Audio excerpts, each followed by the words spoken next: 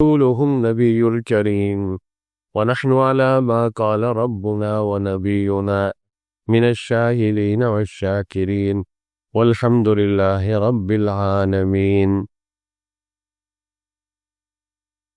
بزرگان محترم، سامعین مکرم، میرے واجب الاحترام بزرگوں، دوستوں، بھائیوں، گزشتہ جمعہ آپ حضرات کے سامنے جو عنوان اور جو موضوع اختیار کیا تھا کہ اللہ تعالیٰ کی مخلوق کے ساتھ نرمی کے ساتھ پیش آنا، اللہ تعالیٰ کی مخلوق پر شفقت کرنا، تو ابتدائی اس سلسلے کی چند حدیثیں آپ کے سامنے گزشتہ جمعہ بیان ہوئی، جن میں خاص طور پہ یتیم کے بارے میں، یتیم کی پرورش کے بارے میں کیا فضیلت وہ بیان ہوئی تھی۔ اسی طرح اگر اللہ تعالیٰ نے کسی کو بچیاں دی ہیں، بیٹیاں، ان کی اگر دیکھ بھال کرتا ہے، ان کی کیا فضیلت تھی، یہ آپ گزشتہ جمعہ سن چکے ہیں۔ اس کے بعد اب جو مسلمان ہے، مومن ہے، ان کے ایک دوسرے کے اوپر حقوق کیا ہے، اس کے متعلق بھی کچھ حدیثیں آپ کے سامنے ذکر کروں گا، تاکہ اللہ رب العالمین ہمارے مزاج میں، ہماری طبیعت میں نرمی لائے اور خلق خدا پر، مخلوق خدا پر ہم شفقت کرنے والے۔ یہ جو پہلو ہے جس کا میں نے ابھی آپ کے سامنے ذکر کیا، اللہ کی مخلوق کے ساتھ نرمی کا معاملہ کرنا، یہ بہت بڑی عبادت ہے۔ آج لوگ اس کو پتہ نہیں، شاید دین کا حصہ سمجھتے یا نہیں۔ ہم نے دین کا حصہ یہ سمجھا ہوا ہے کہ 5 وقت کی اگر نماز پڑھ لی اور چند مخصوص اذکار اور چند مخصوص اعمال اور اشغال ادا کر لیے تو ہم نے جو ہمارے اوپر دین کے تقاضے تھے وہ سارے پورے کر دیے۔ اب اس کا ہم خیال نہیں کرتے کہ کسی کو ہم زبان سے تکلیف پہنچاتے ہیں، کسی کو ہم ہاتھ سے تکلیف پہنچاتے، کسی کو مالی تکلیف پہنچاتے ہیں، کسی کو جانی تکلیف پہنچاتے ہیں۔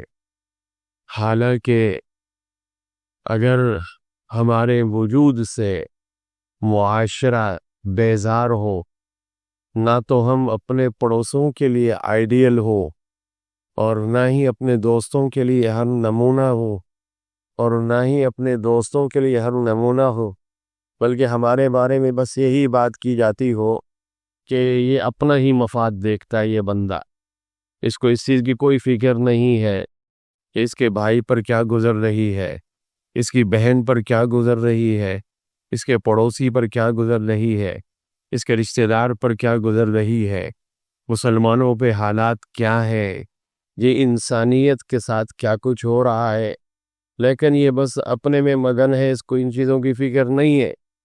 یاد رکھیے، اس کا مطلب پھر یہی ہوا کہ ہم نے صحیح طرح اسلام کی دعوت کو، اسلام کے پیغام کو قبول نہیں کیا۔ ہم بہت کمزور انسان واقع ہوئے۔ ابھی آپ کے سامنے احادیث آئیں گی۔ دیکھیے، میں نے ابھی آپ کے سامنے سورۃ الحجرات کی ایک آیت کریمہ پڑھی، جس میں اللہ تعالیٰ ارشاد فرماتے ہیں انما المؤمنون اخوہ، کہ مومن، مسلمان، اہل ایمان یہ بھائی ہے، آپس میں ان کو بھائی کہا گیا۔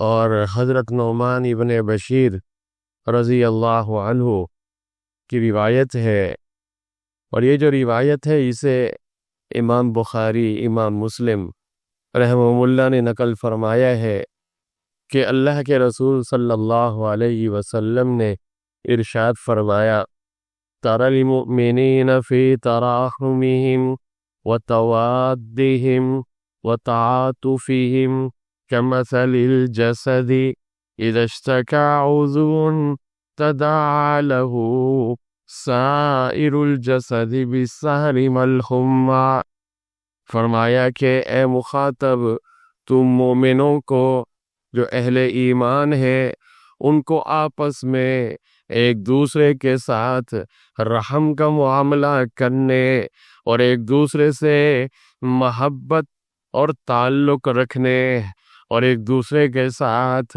مہربانی اور معاونت کا سلوک کرنے میں تو ایسا پائے گا جیسا کہ بدن کا حال ہے. جیسا کہ ایک بدن، فرمایا کہ جب بدن کا کوئی عضو، جسم کا کوئی حصہ، جسم کا کوئی ایک ٹکڑا، کوئی عضو دکھتا ہے، اسے تکلیف ہوتی ہے، تو بدن کے دوسرے اعضاء اس ایک عضو کی وجہ سے ایک دوسرے کو پکارتے ہیں اور بیداری اور بخار کے، تھکاوٹ اور درد میں سارا جسم شریک رہتا ہے. یہ کیفیت ہونی چاہیے. مومنوں کی کیفیت کیا ہے؟ جس طرح یہ جسم ہے، جسم کے کسی ایک حصے، مثلا انگلی میں درد ہے، پاؤں میں درد ہے، درد تو صرف پاؤں میں ہے، لیکن جسم کے تمام اعضاء یہ سارے کے سارے اس پاؤں کی درد کی وجہ سے رات کو سو نہیں سکتے. سب جسم کے دیگر اعضاء وہ اس پاؤں اور اس انگلی کا درد محسوس کرتے. تو فرمایا اسی طرح مومنین کی آپس میں مثال، ایک مومن اگر تکلیف میں ہو، پریشانی میں ہو، چاہے وہ فلسطین میں رہنے والا ہو، چاہے وہ دنیا کے کسی خطے میں رہنے والا ہو، اگر وہ دکھ میں مبتلا ہے، وہ پریشان ہے، اس پر ظلم ہو رہا ہے، تو کسی اور ملک میں رہنے والا مومن اور مسلمان اس کے درد کو محسوس کرتا ہے. وہ یہ سمجھتا ہے کہ یہ تکلیف مجھے ہو رہی ہے.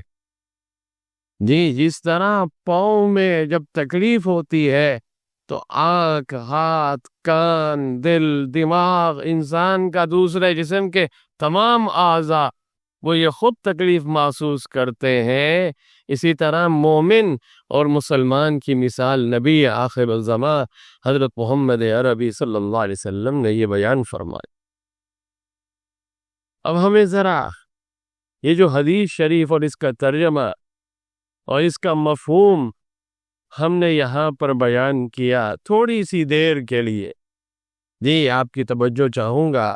تھوڑی سی دیر کے لیے یہ مضمون اور یہ مفہوم ہم اپنے ذہن اور دماغ میں بٹھا کے ذرا سوچیں تو صحیح، ہماری اپنی کیفیت کیا، ہماری اپنی کیفیت کیا ہے کہ کیا ہمارے اندر یہ چیز موجود ہے یا یہ چیز موجود نہیں ہے؟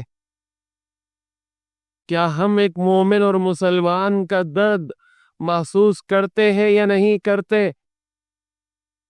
کیا ہم اپنے ایک بھائی کا درد اور تکلیف محسوس کرتے ہیں یا نہیں کرتے؟ اللہ معاف فرمائے، اللہ معاف فرمائے. ایک طرف تو ہم یہ حدیثیں پڑھتے ہیں اور دوسری طرف ہم اپنے آپ کو دیکھتے ہیں اور معاشرے کو دیکھتے ہیں. معاشرہ کہاں سے کہاں جا رہا. معاملات تو ہم کرتے ہیں، کاروبار کرتے ہیں. ہم ذرا اپنے دل پہ ہاتھ رکھ کے دیکھیں کہ ہم سب سے زیادہ کس کو ستاتے ہیں. مومن کو زیادہ ستاتے ہیں، مسلمان کو زیادہ ستاتے، اور جو زیادہ مذہبی ہوگا نا اس کو زیادہ ستائیں گے. کیوں؟ یار یہ تو سیدھا عالمی ہے، اس کو کیا پتا، اس کو تو چونا لگانے میں بڑا مزہ آئے گا. اور پھر اگلے بھی جو ہے نا بڑے ہوشیار ہوتے. حضرت یہ اسکیم آپ کے لیے شروع کی ہے، آپ جیسے لوگوں کے لیے شروع کی ہے. اور یہ جو ہمارے کیا کہتے ہیں دکان کے اوپر یہ سسٹم ہے، فلاں چیز ہے، یہ آپ جیسے لوگوں کے لیے بہت رعایت کے ساتھ، بہت زیادہ. اگلوں کو بھی پتا ہے کہ چونا تو کیا کہتے ہیں اسی کو ہی لگا سکتے ہیں، باقی جو کاروباری آدمی ہوگا، دوسرا جو تیز ترار ہوگا، وہ تو ہمارے جھانسے میں نہیں آئے. وہ یہ سیدھا سادہ ہے. بتائیے یہ ایمان ہے؟ یہ ایمان کا تقاضا ہے. آج ہم کاروبار کرتے ہیں کاروبار کا حال ہمارا کیا ہے کہ ہر ایک دوسرے کی برائی چاہ رہا ہوتا ہے. ایک کسٹمر اس کے پاس زیادہ کیوں جا رہا ہے, میرے پاس کیوں نہیں آیا. ایک طرح کے نام رکھیں گے, وہ کہے گا اصل دکان یہ ہے, وہ کہے گا اصل یہ ہے. آپ نے دیکھا نہیں, سب سے پرانی دکان, سب سے اصلی دکان, ہاں سب سے قدیم دکان, اصل وارث, اصل یہ. وہی ایک ہی اولاد ہوتی ہے, ایک ہی دادا کی اولاد ہوتی ہے, اور ایک ہی کاروبار ایک چھت پہ ہو رہا تھا. اور ابھی جب بٹوارا ہوا تو وہی خون کے رشتے ہیں, خون کے رشتے.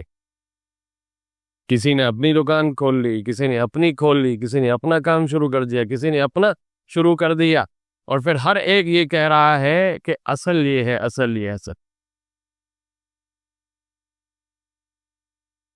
ہم نے جو معاشرے کا جائزہ لیا, اس میں ہم نے یہ دیکھا کہ ہمارے اندر جو کمزوری ہے, بنیادی کمزوری جو ہمارے اندر ہے, شریعت نے, دین نے جہاں زیادہ زور دیا ہے حقوق ادا کرنے کا, کہ یہاں پر یہ جو ہے ان کے حقوق کیا کیے جائیں, جی زیادہ ادا کیے جائیں, زیادہ ادا کیے جائیں, تو اسی میں ہم گڑبڑ کرتے ہیں.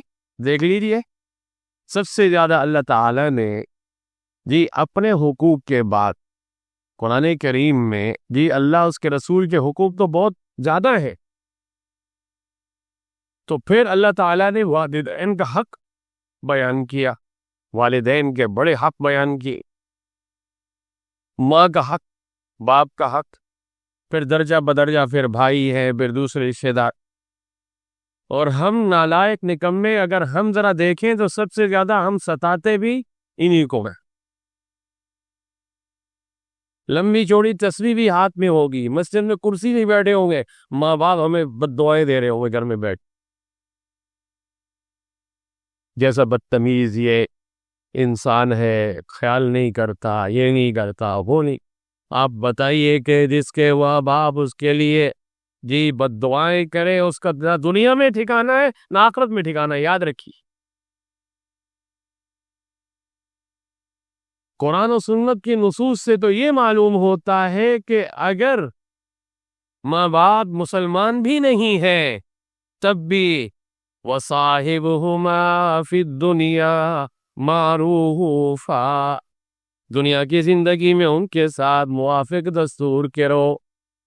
جی جب کافر ماں باپ ان کے بارے میں کہا گیا, حضرت مولانا عبید اللہ سندھی رحمہ اللہ مسلمان ہوئے, اور اللہ تعالیٰ نے ان کو بہت بڑا عالم بھی بنایا. ان کی والدہ مسلمان نہیں ہوئی, اور والدہ کو پتہ چلا, کبھی کبھی والدہ اپنے اس بیٹے کو جو بہت مشہور و معروف ہو گیا, انقلابی آدمی, انقلابی لیڈر, جوتوں سے مارتی تھی, جوتوں سے, لیکن کچھ نہیں کہتے تھے. ماں ماں ہے, ماں مار رہی. اور آج ماں جب بوڑھی ہو جاتی ہے کہتے ہیں اس کو اولڈ ہوم میں لے جاؤ. یہ کھانستی کیوں ہے یہاں زیادہ, یہ بابا کھانستا کیوں ہے؟ اس نے ہماری لائف خراب کر کے رکھی ہوئی ہے, ہمیں جینے نہیں دیتا. ہاں وہ جب خاص طور پر کوئی بہو لاتے نا, بہو ہو پتہ نہیں کیا, وہ سب سے زیادہ وہی کرتی ہے وہاں. یہ اب میں ان کے ساتھ نہیں رہوں گی, میں ان کے ساتھ نہیں رہوں گی, ہماری زندگی ہے, ہمیں جو ہے الگ. اچھا ایک عجیب بات میں آپ کو فقہی مسئلہ بتا دوں, شرعی مسئلہ. اب شوہر نے بسا اوقات اکلوتا بیٹا ہوتا ہے, اکلوتا بیٹا, یا اکلوتا نہ بھی ہو, کچھ بیٹے کے ہیں باہر چلے جاتے ہیں, کوئی کہاں رہ رہا ہے, کوئی کہاں رہ رہا ہے, کوئی کہیں پہلے سے سیٹ ہے. اور یہ جو بیٹا ہے یہ چاہتا ہے کہ میرے ماں باپ ہیں, اتنی بڑی حویلی ہے, اتنا بڑا گھر ہے, اور ان کا بڑھاپا ہے, تو اسی میں ہم رہیں گے, ماں باپ کی خدمت بھی ہو جائے گی, ان کی دعائیں بھی لے لیں گے. لیکن وہ بہو کا اصرار, اتنے کیس آتے, اتنے مسئلے آتے, اس کا یہ اصرار کہ ہمیں الگ گھر, الگ گھر, الگ گھر. میں یہاں یعنی اصل بات اس کی یہی ہوتی ہے کہ ماں باپ کے ساتھ نہیں رہنا، ساس سسر کے ساتھ نہیں رہنا، الگ الگ چلتی اور ناراض ہو جاتی ہے، اپنے گھر چلی جاتی ہے، مہینوں مہینوں ناراض، شوہر سے لڑائی، بلیک میل کرنا شروع کر دیتے. کیوں؟ ان کا مقصد یہ ہوتا ہے کہ اس کو پریشر میں ڈال کر مجبور کر دیا جائے کہ یہ کہیں اور الگ گھر دلا دے. یہاں فقہی اور شرعی مسئلہ آپ سمجھ لیجیے.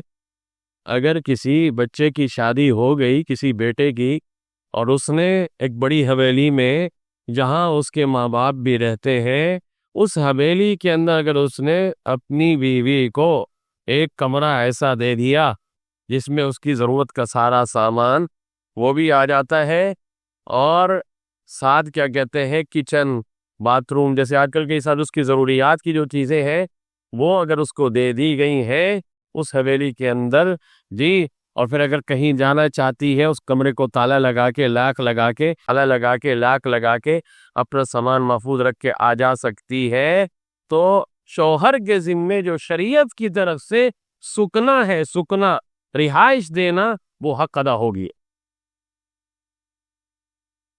وہ حق ادا ہو رہی ہے.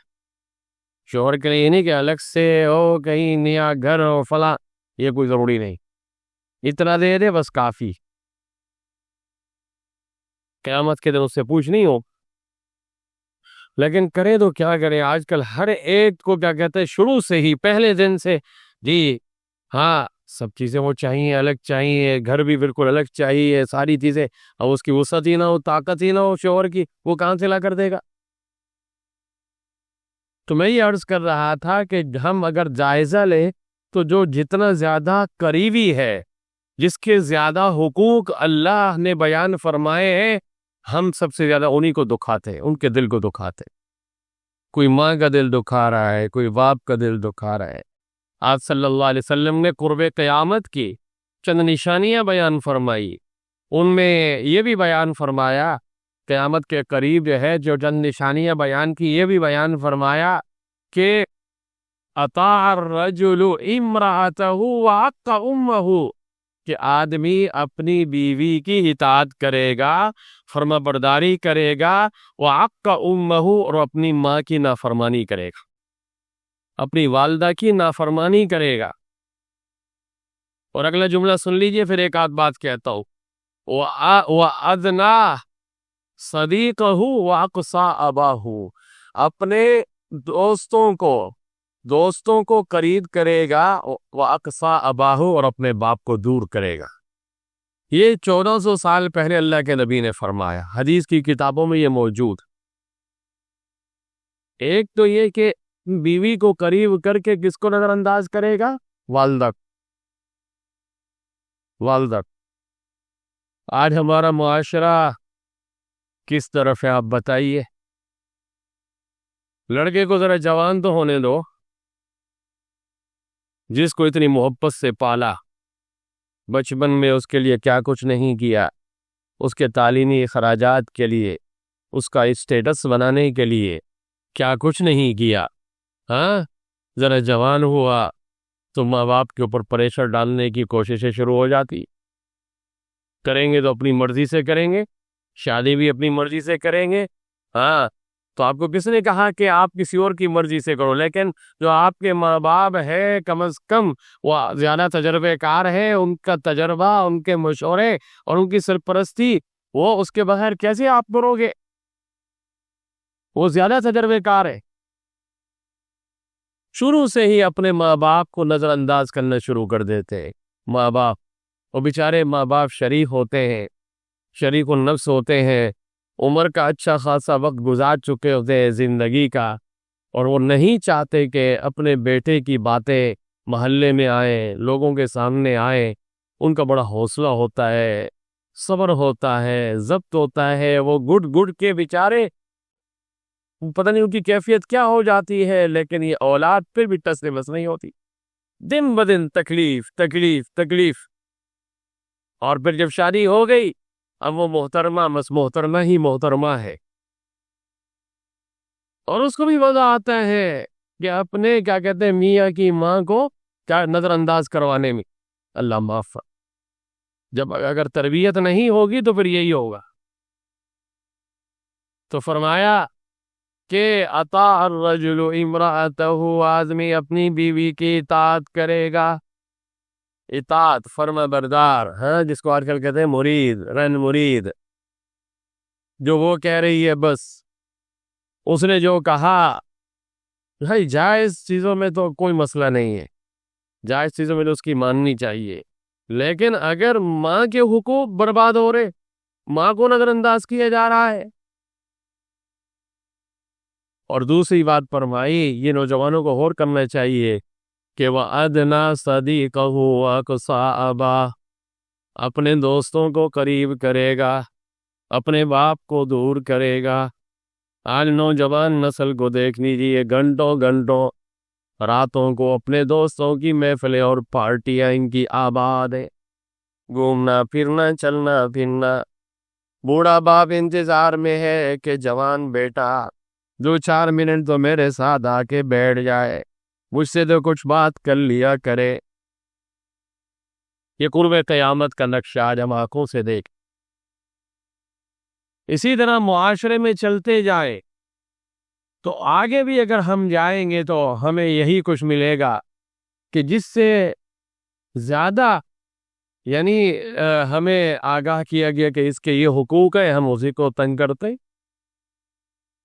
آج حال کیا ہے، کاش کہ ایک ہی مارکیٹ ہو، اور عام طور پہ ایک ہی چیز کی مارکیٹ ہوتی ہے نا، ایک ہی چیزیں ہوتی ہیں، تو ہر دکاندار دوسرے دکاندار کا اگر بھلا چاہنے والا ہو تو انشاءاللہ العزیز جو دوسرے کا بھلا چاہتا ہے اللہ اس کا ضرور بھلا کرتا ہے.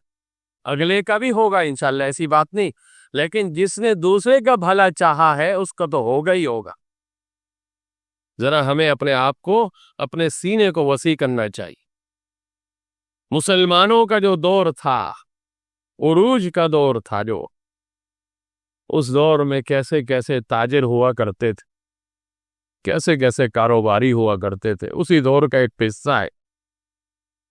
ایک دکاندار، اس نے اپنی دکان کھولی ہوئی ہے، سامنے اس کے ایک دوسرے بندے کی دکان ہے، اور دونوں کا کام ایک ہی ہے.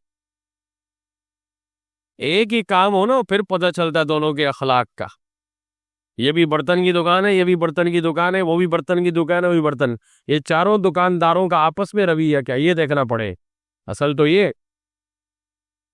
اصل تو کمال یہ ان چاروں کی آپس میں نہیں بنے گی. لیکن اگر اس بازار میں ایک چائے والا ہے نا، ایک چائے والا، ان چاروں کی اس سے بڑی دوستی ہو، یہ چاروں ایک دوسرے کے خلاف اسی کو جا کے بتائیں گے. اور وہ چائے والا جو ہے نا، اس کو سارا پوری مارکیٹ کا پتا ہوگا کہ فلاں صاحب، حاجی صاحب کا یہ مسئلہ ہے، فلاں کا یہ ہے، فلاں کا یہ ہے، فلاں. کیونکہ اس کی چائے والے سے تو کوئی دشمنی نہیں ہے. ہاں، یہ جو چائے کے ٹھیے والا ہے، وہاں ایک دوسرا چائے کے ٹھیے والا بٹھا دو، پھر ان دونوں کے آپس میں لڑائی دے. یہ دنیا کا ایک ضابطہ ہے. تربیت جب نہ ہو تو پھر یہی ہوتا ہے. لیکن اگر دل وسیع ہو تو پھر یہ بھی ہوتا ہے کہ ایک شخص کی دکان کھلی ہوئی ہے اور وہ دیکھ رہا ہے، ایک بندہ آیا، اس نے آ کے کہا کہ یہ فلاں چیز آپ کے پاس ہے. اس نے کہا کہ ہاں میرے پاس ہے. کہا کتنے کی ہے؟ کہا اتنے کی ہے. کہا اچھا مجھے دے دو. انہوں نے کہا نہیں، آپ ایسا کریں، وہ سامنے جو دکان ہے اس سے جا کے خرید لیں. یہ دکاندار اس کے پاس سب کچھ ہے، حالانکہ اس نے دکان کیوں کھولی ہوئی ہے؟ اس نے سامنے بھیجا، سامنے وہ گیا، اس سے یہ چیز اس نے لے لی، اتنے ہی پیسوں کی ملی. تو یہ گاہک بڑا حیران، یہ کیا ہوا؟ چیز اس کے پاس موجود تھی، اس نے مجھے کیوں نہیں دی، میں ادھر کیوں بھیجا اس نے؟ آخر اس میں جستجو پیدا ہوئی نا. وہ آیا واپس اس کے بعد، اس نے کہا جب بھائی آپ کے پاس چیز موجود تھی، آپ مجھے دے دیتے نا، آپ نے مجھے کیوں نہیں دی، اس کے پاس کیوں بھیجا؟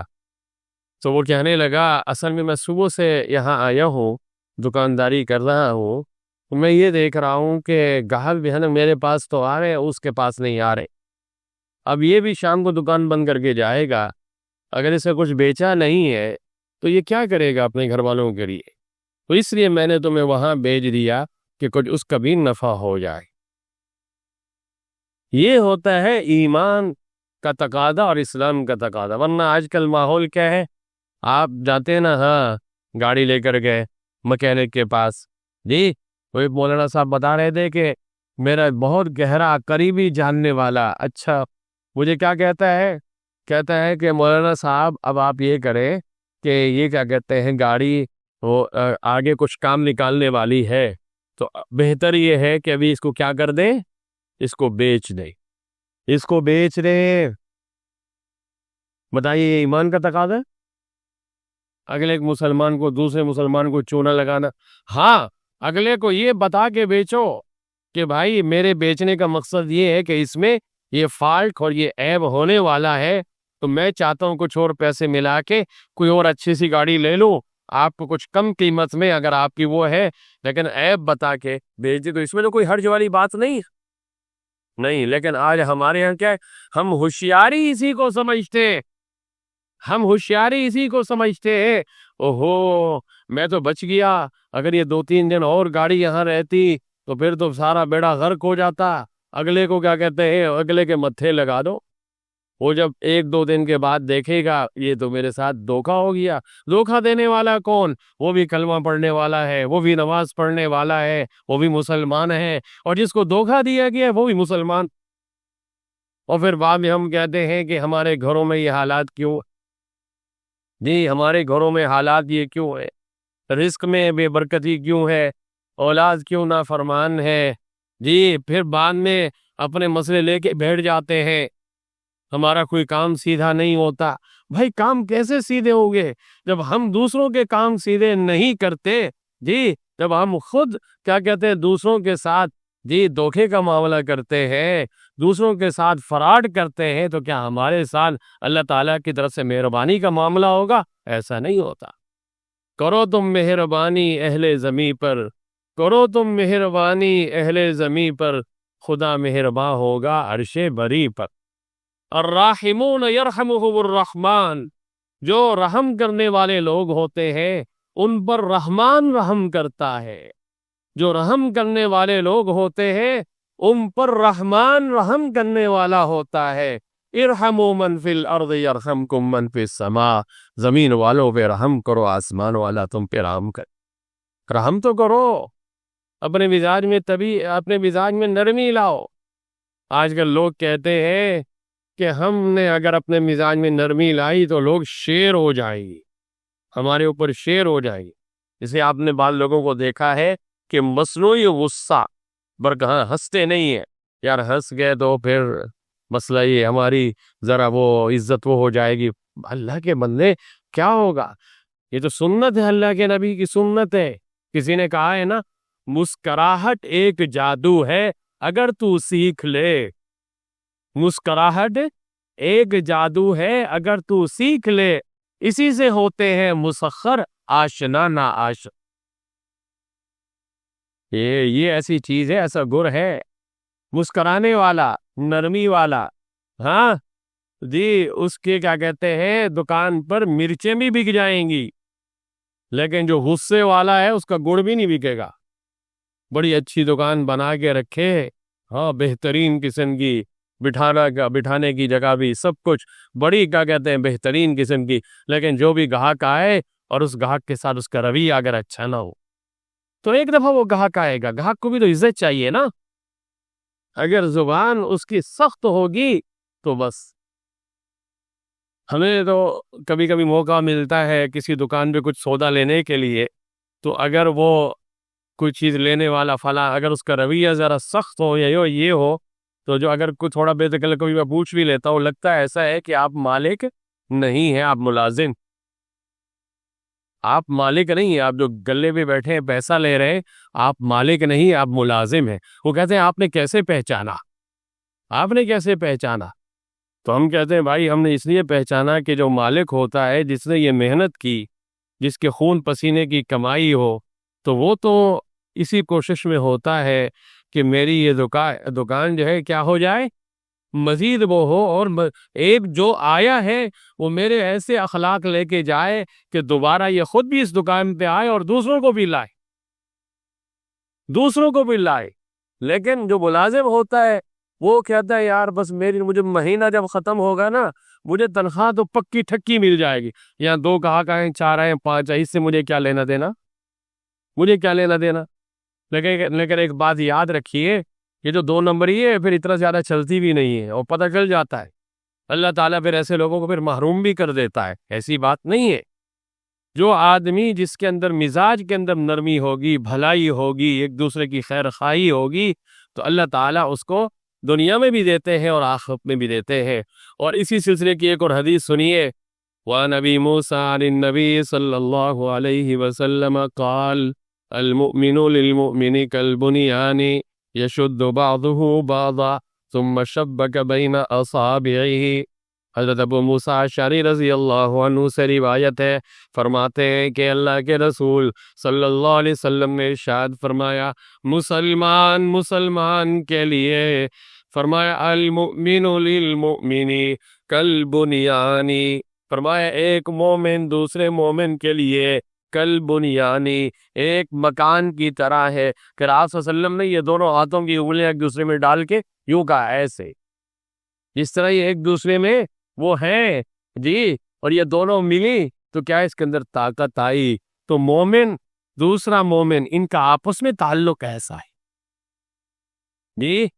تو اللہ کے پیارے حبیب صلی اللہ علیہ وسلم نے یہاں ایک مثال دے کر یہ بتلا دیا، اپنے ایک ہاتھ کی انگلیوں کو دوسرے ہاتھ کی انگلیوں میں پھنسا کر دکھلا دیا کہ اگر سارے مسلمان اسی طرح ایک دوسرے کے ساتھ مربوط اور متحد ہو جائیں اور باہمی محبت اور باہمی انس اور امداد اور تعاون کی زنجیر کے اندر یہ تمام مسلمان منسلک رہے، تو پوری ملت اسلامیہ مضبوط و توانا اور ایک ناقابل تسخیر طاقت بن جائے گی۔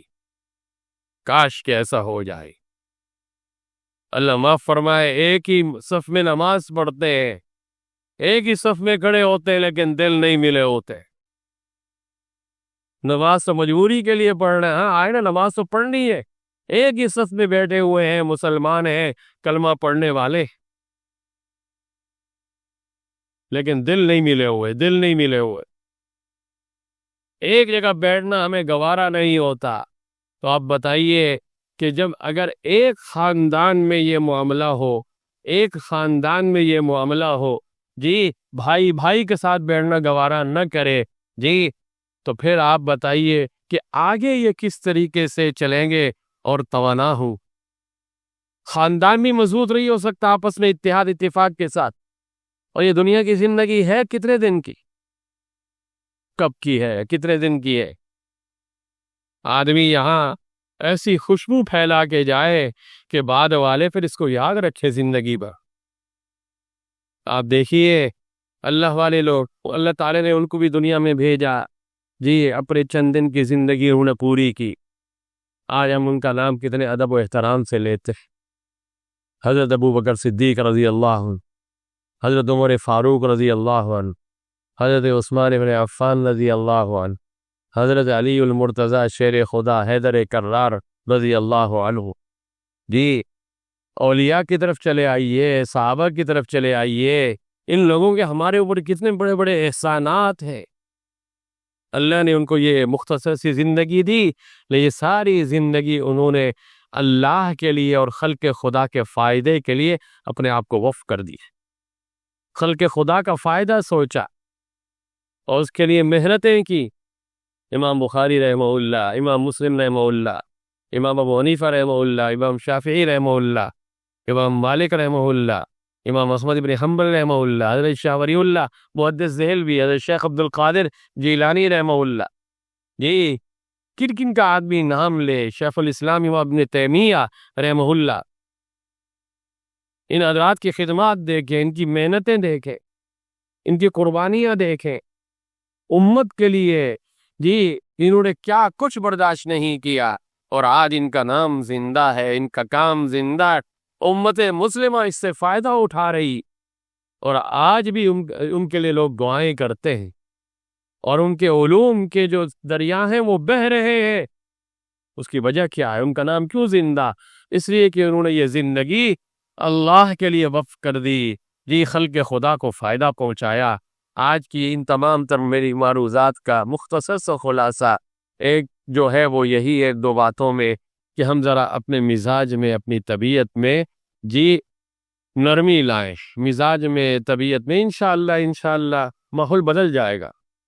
اس میں کوئی ایسی بات نہیں ہے۔ اب اصل میں سب سے بڑا مسئلہ یہ آتا ہے جب اس طرح کی حدیثیں بیان ہوتی ہیں نا، ابھی تو میرا ارادہ ہے وہ جو حدیثیں جن میں یہ بول چال، اگر کسی کی سب بول چال بند ہو، اس پر جو اللہ کے نبی نے وعیدیں فرمائی ہے، مسلمانوں کے آپس کے معاشرتی جو معاملات ہیں، وہ بھی انشاءاللہ آپ کے سامنے جمعے کے بیانات میں عرض کروں گا۔ تو وہ تو آئیں گی آپ کے سامنے، صلہ رحمی والی حدیثیں بھی آپ کے سامنے آئیں گی جی، صلہ رحمی والی۔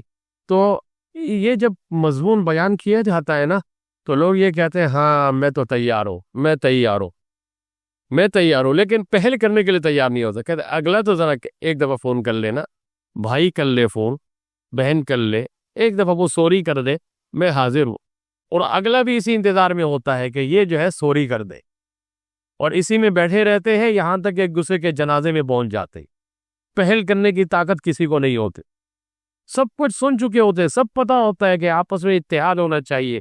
جی ہم نے بہت نقصان اٹھا لیا، بہت پریشانیاں، لیکن اب اس کو یہ مسئلہ ہوتا ہے کہ پہل کون کرے، پہل دوسرے کو کرنی چاہیے۔ میں تو بڑا ہوں، میں یہ ہوں، اس چیز کو ختم کر دے، مٹا دے۔